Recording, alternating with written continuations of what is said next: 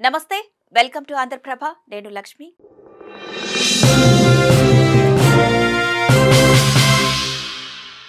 బెంగళూరులో నూతన వధూవరుల మధ్య వైవాహిక వివాదం తీవ్ర మలుపు తిరిగింది. మొదటి రాత్రి వివాహం తర్వాత లైంగికంగా తనతో కలిసి ఉండడం లేదని భార్య తన భర్త నుంచి 2 కోట్లు డిమాండ్ చేసింది. సాఫ్ట్వేర్ ఉద్యోగి అయిన ప్రవీణ్ తన భార్య కుటుంబ సభ్యులు దాడి చేశారని పోలీసులకు ఫిర్యాదు చేశారు. చిక్కమంగళూరుకు చెందిన గోవిందరాజనగర్ నివాసి ప్రవీణ్ మే 5వ తేదీన చిక్కమంగళూరులోని తెరికెరేలో చందన అనే మహిళను వివాహం చేసుకున్నారు. ఆ తర్వాత ఆ జంట బెంగళూరులోని సప్తగిరి ప్యాలెస్ లో నివాసం ఉన్నారు. మొదటి రాత్రి ప్రవీణ్ చందనతో లైంగికంగా కలవడానికి సంకోచించాడని, దీంతో చందన అతన్ని వైద్య పరీక్షలు చేయించుకోవాలని కోరిందని తెలిపారు.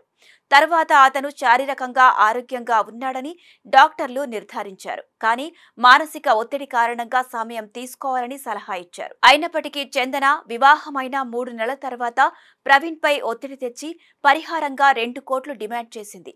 ఆగస్టు 17వ తేదీన ఆమె కుటుంబ సభ్యులు ప్రవీణ్ గోవిందరాజ్ నగర్ నివాసంలోకి బలవంతంగా చొరబడి అతనిపై అతని బంధువులపై దాడి చేశారని చెబుతున్నారు.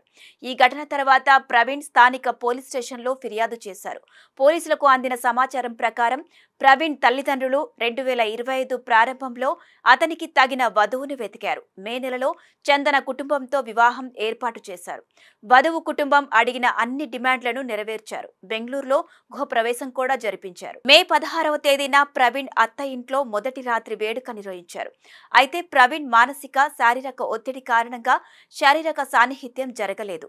ఆ తర్వాతి రోజులు కూడా అదే విధంగా రిపీట్ అయ్యాయి. చందన ప్రవీణ్ తో గొడవ పడటం మొదలుపెట్టిందని, అతన్ని అవమానించిందని, కుటుంబంలో పరువు నష్టం కలిగించే వ్యాఖ్యలను వ్యాప్తి చేసిందని ఫిర్యాదులో పేర్కొన్నాడు. ఆమె బంధువులు ప్రవీణ్ ఇంటికి పలుమార్లు చొరబడి అరుస్తూ దుర్భాషలాడుతూ అతన్ని అతని కుటుంబాన్ని బెదిరించారని ఫిర్యాదులో పేర్కొన్నాడు.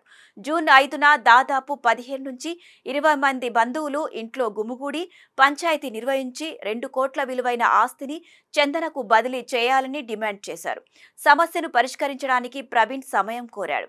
ఆగస్టు 17వ తేదీ ప్రవీణ్ ఒక ఆలయాన్ని సందర్శించి తిరిగి వచ్చేప్పుడు చందన ఆమె బంధువులు హింసాత్మక దాడికి పాల్పడ్డారు. ఈ క్రమంలో అతనికి గాయాలయ్యాయి.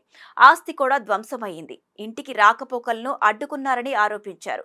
సీసీటీవీ ఫుటేజ్, వైద్య నివేదికలను ఆధారంగా సమర్పించారు. ఒత్తిడి కారణంగా లైంగిక కార్యకలాపాల్లో పాల్గొనలేకపోతున్నారని చందనకు తెలియజేసినప్పటికీ ఆమె తన కుటుంబ సభ్యులతో కలిసి అతని పరువు తీశారని, అవమానించారని, వేధించారని, పెద్ద మొత్తంలో పరిహారం డిమాండ్ చేశారని ప్రవీణ్ ఫిర్యాదులో పేర్కొన్నారు.